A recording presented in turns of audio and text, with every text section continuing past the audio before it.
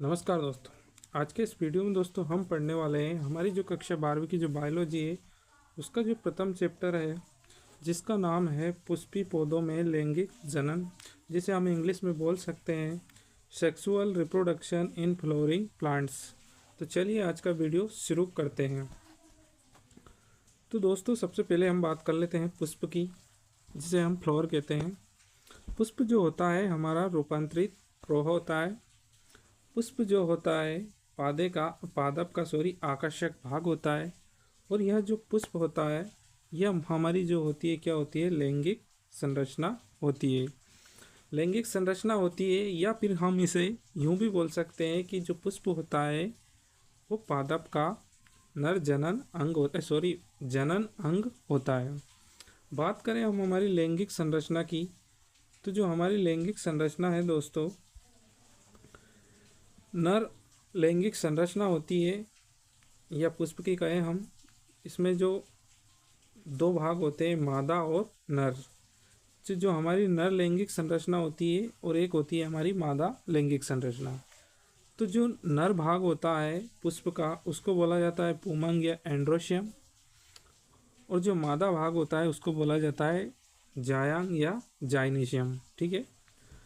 हमारा जो पुमंग होता है, अगर हम पुमंग की बात करें तो जो हमारा पुमंग होता है जिसे हम एंड्रोशियम भी कहते हैं, ये जो पुमंग होता है ये पुंग केसरों की गुच्छों से मिलकर बना होता है। या कहे कि जो पुमंग होता है वो पुंग केसर से मिलकर बना होता है। और पुंग केसर को हम क्या बोलते हैं, स्टामेंस भी कहते हैं। बात करें हम पुंग केसर की, तो जो पुंग केसर है वो दो भागों से मिलकर बना होता है। कितने भागों से?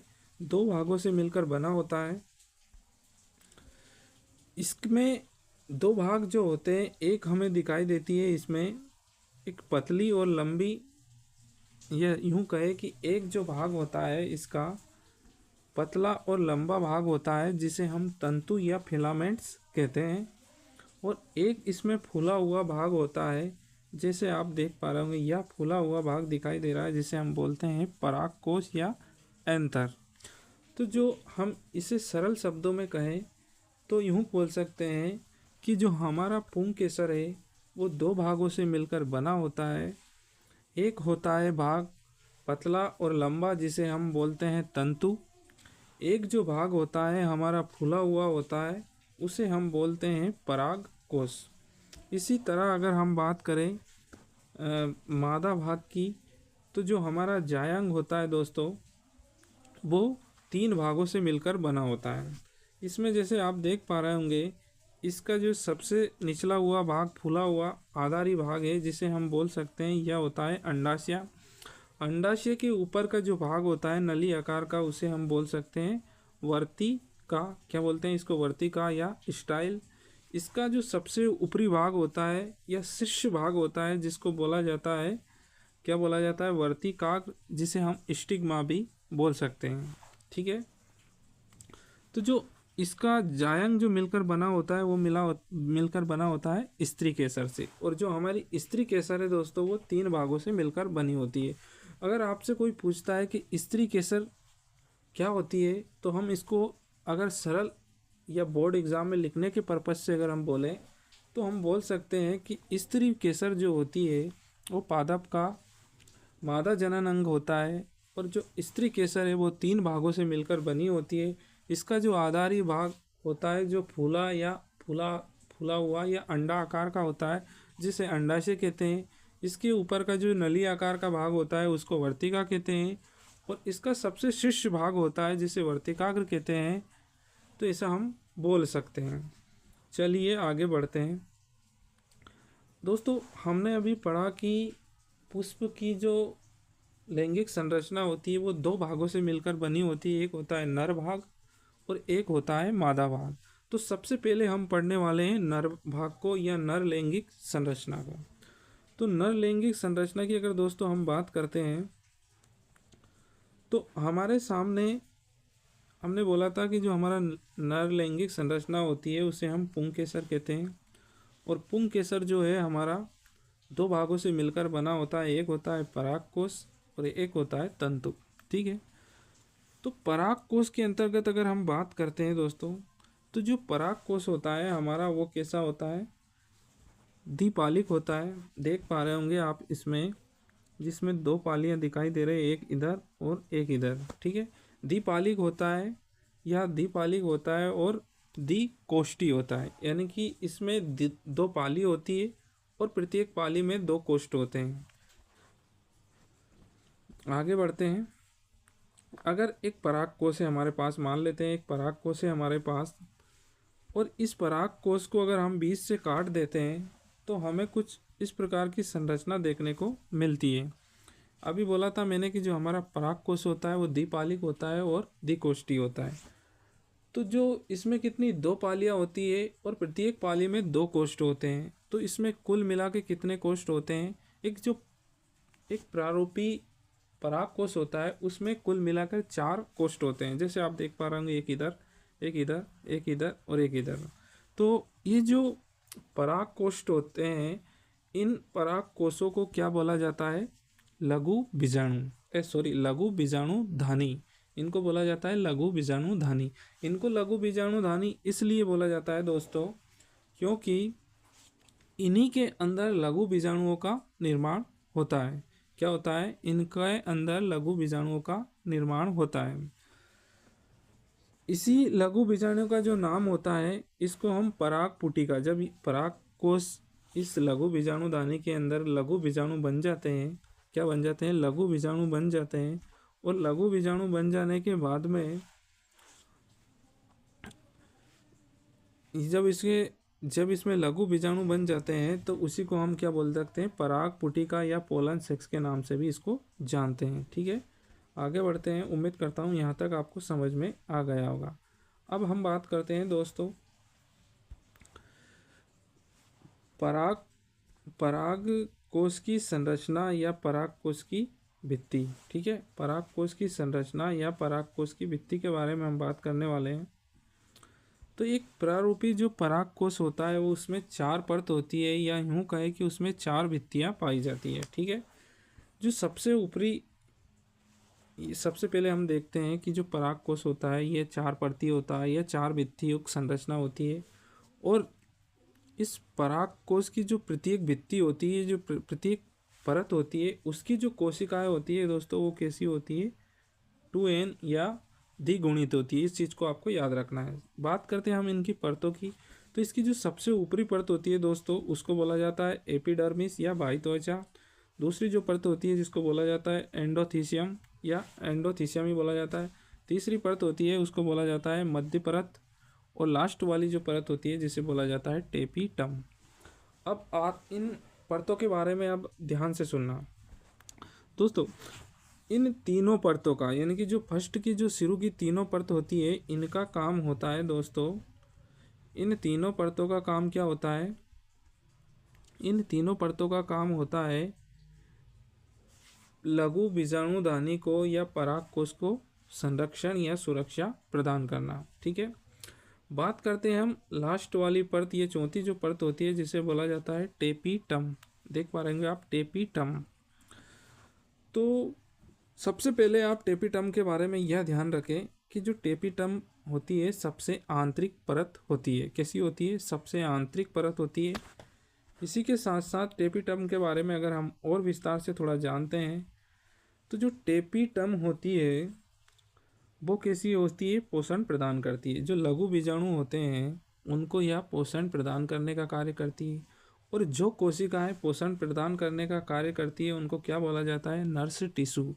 तो टेपिटम को नर्स टिश्यू के नाम से भी जाना जाता है। इसी के साथ इसमें बहुगुणिता पाई जाती है, यानी कि यह बहुगुणित होती है। साथ ही साथ इसकी हम बात करें तो कोशिका द्रव की अधिकता होती है, यानी कि इसके अंदर कोशिका द्रव की मात्रा बहुत ज़्यादा होती है।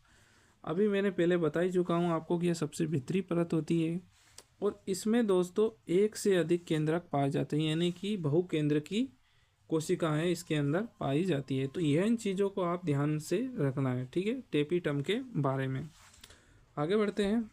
अब देखते हैं हम लघु बीजाणु जनन। ठीक है, क्या पढ़ने वाले हैं, लघु बीजाणु जनन, जिसे हम मेगा स्पोरोजेनेसिस भी बोल सकते हैं।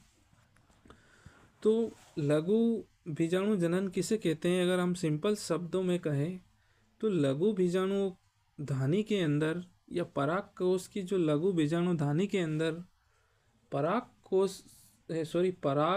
कणों या लघु बीजाणुओं के बनने की जो प्रक्रिया होती है उसी को ही लघु बीजाणु जनन कहा जाता है।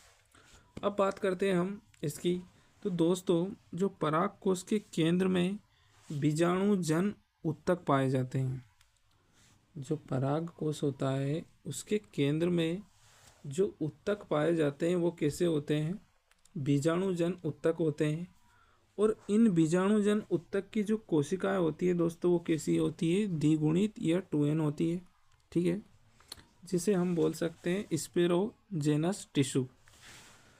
अब बीजाणु जन उत्तक की कोई भी कोशिका यानी कि अपन यूँ नहीं कह सकते कोई स्पेशल कोशिका, ये बात आपको ध्यान रखना है कि बीजाणु जन उत्तक की कोई भी कोशिका वो कैसे कार्य करती है? पराग मात्र कोशिका के रूप में कार्य करने लग जाती है। कैसे काम करती है वो? पराग मात्र कोशिका।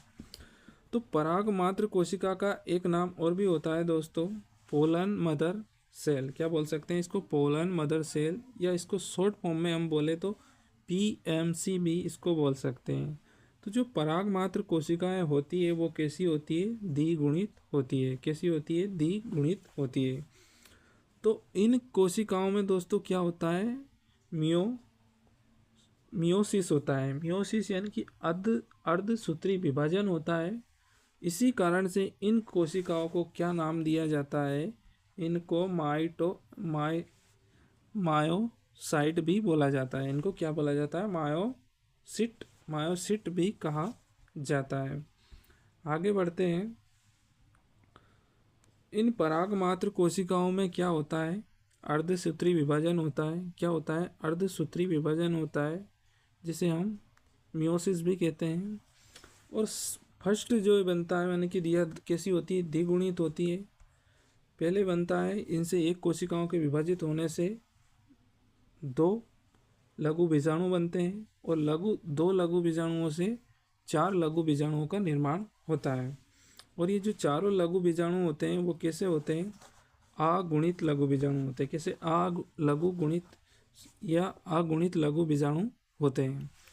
अब हमसे अगर कोई पूछा जाता है दोस्तों कि लघु बीजाणु जनन क्या होता है, तो हम इसको सरल शब्दों में अगर बोलेंगे तो इसको क्या कह सकते हैं अपन? आपसे पूछा जाता है कि लघु बीजाणु जनन क्या होता है, तो हम इसको बोल सकते हैं कि पराग कोश के अंदर लघु बीजाणु जन उत्तक पाए जाते हैं और लघु बीजाणु जन उत्तक की कोई भी कोशिका, या यूँ कहे कि प्रत्येक कोशिका पराग मात्र कोशिका के रूप में कार्य करती है। ठीक है, पराग मात्र कोशिकाओं के रूप में यह कार्य करती है। और पराग मात्र कोशिकाओं के विभाजन स्वरूप इनमें जो अर्धसूत्री विभाजन होता है उसके फलस्वरूप 4 अगुणित लघु बीजाणुओं का निर्माण होता है। इसी प्रोसेस को क्या बोला जाता है? लघु बीजाणु जनन या मेगा स्पोरोजेनेसिस कहा जाता है। तो इतना ही इसके बारे में आपको याद रखना है। अब आगे हम बात करते हैं कि जैसे 4 लघु बीजाणु तो बन चुके हैं, अब ये होते क्या है इनके बारे में थोड़ा हम जान लेते हैं। दोस्तों, जैसे जो 4 लघु बीजाणु बनते हैं, ये चारों लघु बीजाणु केलोस नामक जो परत होती है उसके द्वारा आपस में जुड़े होते हैं। और ये चारों आपस में जुड़े होते हैं तो इसको हम बोलते हैं लघु बीजाणु चतुष्टक या माइक्रोस्पोर टेड्रा। क्या बोला जाता है? माइक्रोस्पोर टेड्रा। ठीक है, इसी के साथ साथ अगर हम आगे बात करते हैं तो यहाँ पर लिखा हुआ है जैसे जैसे परागकोश परिपक्व होता है उसका निर्जलीकरण होता है और परागकोश फट जाता है तो परागकोश का स्फुटन होता है या होगा और परागकोश से लघु बीजाणु अलग अलग हो जाएंगे और इसे ही परागकण कहा जाएगा। ठीक है, जैसे कि ये चारों जो लघु बीजाणु आपस में जुड़े हुए हैं इनका धीरे धीरे विकास होगा या परिपक्वन होगा और जैसे जैसे ये परिपक्व होंगे तो जो केलोस परत है वो हट जाएगी और जो परागकण है वो परागकोश से बाहर आ जाएंगे, या यूँ कहें कि लघु बीजाणु परागकोश से बाहर निकल जाएंगे। और जब परागकोश से लघु बीजाणु बाहर निकल जाएंगे तो इन्हें ही हम पराग कण कहेंगे, या यूँ कह सकते हैं कि परिपक्व लघु बीजाणुओं को परागकण कहा जाता है। चलिए आगे बढ़ते हैं। अब देख लेते हैं हम परागकण के बारे में कुछ जानकारी। ठीक है, सबसे पहले दोस्तों परागकण के बारे में अगर हम बात करते हैं, जिसे हम परागकण को अगर इंग्लिश में बोला जाता है तो पोलन ग्रेन के नाम से जाना जाता है। इसी के साथ साथ जो हमारे परागकण बने हुए हैं ये नर युग्मोद्भिद होते हैं। ये नर युग्मक नहीं है, ये नर युग्मोद्भिद है, जिसे हम मेल गैमेटोफाइट्स भी बोल सकते हैं। तो जो हमारा परागकण होता है वो कैसा होता है, परागकण जो होता है नर युग्मोद्भिद होता है। ठीक है, क्योंकि जब ये परागकण का जब परागण होता है यह वर्तिकाग्र पर पहुंचता है तो वहां जाकर ये क्या करता है, एक इसमें क्या होता है, विभाजन होता है और इसमें दो कोशिकाओं का निर्माण होता है, जिसके फलस्वरूप यह पराग नलिकाओं का निर्माण करता है। एक होती है कायिक कोशिका और एक होती है जनन कोशिका। इस चीज़ को हम आगे पढ़ने वाले हैं, तो फिलहाल आप इतना ही जान सकते हैं कि जो परागकण होता है इसको नरयुग्मोद्भिद भी बोलते हैं।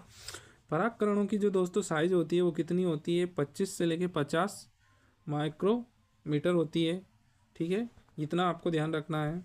इसी के साथ साथ बात करें हम इसकी जो संरचना की, परागकण की जो संरचना है हम इसकी बात करते हैं दोस्तों। तो जो परागकण की जो संरचना होती है,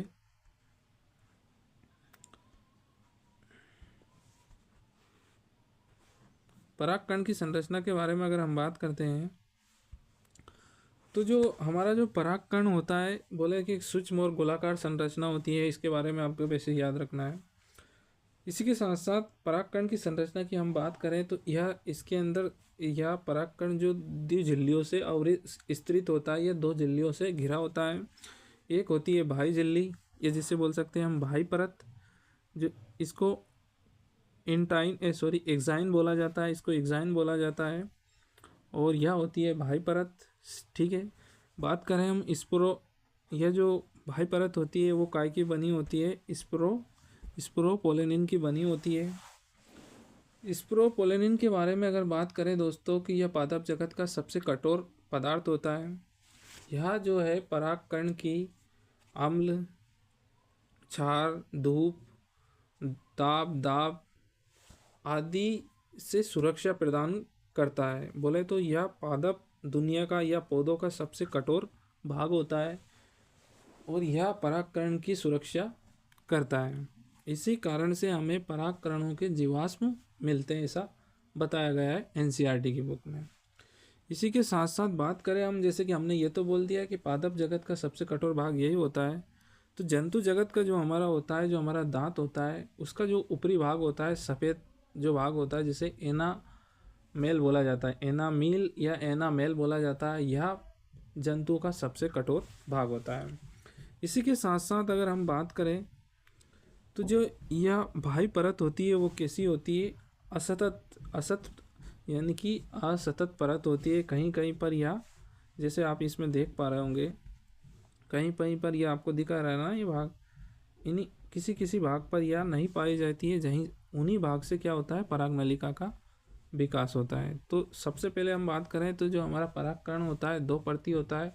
इसकी सबसे ऊपरी परत या भारी परत होती है जिसे एक्साइन बोला जाता है। यह परत जो होती है असतत होती है, यह स्पोरोपोलेनिन की बनी होती है। बात करें हम इसकी अंतः परत की, जिसे इंटाइन कहा जाता है, यह पैक्टिक सेलुलोज की बनी होती है। इसी के साथ साथ यह जो परत होती है सतत परत होती है, यानी कि यह इसके बीच में कहीं भी गैप नहीं होता है। इसी के साथ साथ इसमें जो छिद्र दिखाई दे रहे हैं जहाँ पर स्पोरोपोलेनिन नहीं होती है, उन छिद्र को जनन छिद्र या जर्म पोर के नाम से जाना जाता है। तो बस आपको परागकण के बारे में इतना याद करना है। आगे बात करें हम परागकण का विकास। ठीक है, परागकण का विकास अगर की बात करें हम, तो परागकण के विकास में असमान समसूत्री विभाजन होता है, जिसके फलस्वरूप एक कोशिका से दो कोशिकाओं का निर्माण होता है। ठीक है, इन दो कोशिकाओं की बात करें हम तो एक कोशिका होती है बड़ी, जिसे बोला जाता है कायिक कोशिका, और एक कोशिका होती है छोटी, जिसे बोला जाता है जनन कोशिका। ठीक है, तो इसके बारे में अगर दोस्तों हम बात करते हैं तो कायिक कोशिका के बारे में अगर हम बात करें तो यह जो कैसी होती है, बड़ी होती है, इसमें खाद्य भंडार की अधिकता होती है, अनियमित आकृति का केंद्रक होता है। इसके अंदर क्या होता है, अनियमित आकृति का केंद्रक होता है। बात करें हम छोटी कोशिका की तो इसका आकार छोटा होता है, यह जनन कोशिका होती है और इसका आकार जो होता है तरको आकार का होता है, यह स्पिंडल शेप की या होती है। तो आपसे बोला जाता है कि जो परागकण होता है उसका विकास कैसे होता है। तो आप पहली बात तो जो हमारा परागकण होता है वो कैसा होता है, अगुणित होता है। इसमें होता है समसूत्री विभाजन। क्या होता है, परागकण के विकास की अगर हम बात करें तो इसका समसूत्री विभाजन होता है। परिणाम स्वरूप दो इसमें असमान विभाजन होता है, जिसके परिणाम स्वरूप दो कोशिकाओं का निर्माण होता है। एक कोशिका होती है छोटी और एक होती है बड़ी। बड़ी कोशिका को बोला जाता है कायिक कोशिका। इसमें खाद्य भंडार की अधिकता होती है और इसमें जो केंद्रक होता है वो अनियमित आकृति का होता है। बात करें हम छोटी कोशिका तो इसे यह जनन कोशिका होती है, तरको आकार की होती है। यह इसके बारे में आपको जानकारी रखना है। बात करते हैं हम आगे। तो दोस्तों इस आगे अगर हम बढ़ें तो सबसे पहले हम देखते हैं कि जो 60% आवृत बीजों में परागण दो कोशिकीय अवस्था में हो जाता है। यानी कि जब परागकण एक कोशिका से विभाजन करके दो कोशिका बनाता है तो उसी स्थिति में परागकण का परागण हो जाता है। कितने पुष्पों में, 60% से अधिक पुष्पों में। लेकिन आगे अगर हम बात करें तो 40% से कम आवृत बीजों में परागण तीन कोशिकीय अवस्था या जनन कोशिका समसूत्री विभाजन द्वारा नर युग्मकों का निर्माण और करेगी। तो इसमें दोस्तों यह लिखा है कि जो 60% से अधिक आवृत बीज होते हैं उनमें दो कोशिकीय अवस्था में क्या हो जाता है, परागण हो जाता है। जबकि 40% से कम आवृत बीज ऐसे होते हैं कि उनमें दो कोशिकीय अवस्था में परागण की क्रिया नहीं होती है। उनमें क्या होता है कि जो जनन कोशिका, जो अभी मैंने आपको बताया छोटी कोशिका होती है, उसमें पुनः या दोबारा विभाजन होता है, जिसके फलस्वरूप दो नर युग्मकों का निर्माण होता है। तब जाकर उनमें क्या होता है, परागण होता है। तो यह आपको याद रखना है। अब बात कर लेते हैं हम परागकण के लक्षणों के बारे में। ठीक है, किसके बारे में, परागकण के लक्षणों के बारे में। तो परागकण के लक्षणों के बारे में दोस्तों अगर हम बात करते हैं तो जो परागकण का जो सबसे पहला लक्षण है वो है एलर्जी। यह क्या करते हैं, एलर्जी उत्पन्न करते हैं। परागकण एलर्जी उत्पन्न करते हैं। पार्थेनियम केरिट घास। ठीक है, पार्थेनियम कुल के या पार्थेनियम के बारे में अगर हम बात करें तो जो केरिट घास होती है, जो हम विदेश से मक्का वगैरह जो आयात करते हैं, उसके साथ में ये घास हमारी यहाँ आई हुई है, ऐसा एनसीईआरटी में बताया गया है। तो केरिट घास के जो परागकण होते हैं वो हमारे अंदर क्या उत्पन्न करते हैं, एलर्जी उत्पन्न करते हैं, जिससे हमें सांस संबंधी बीमारियां होती है।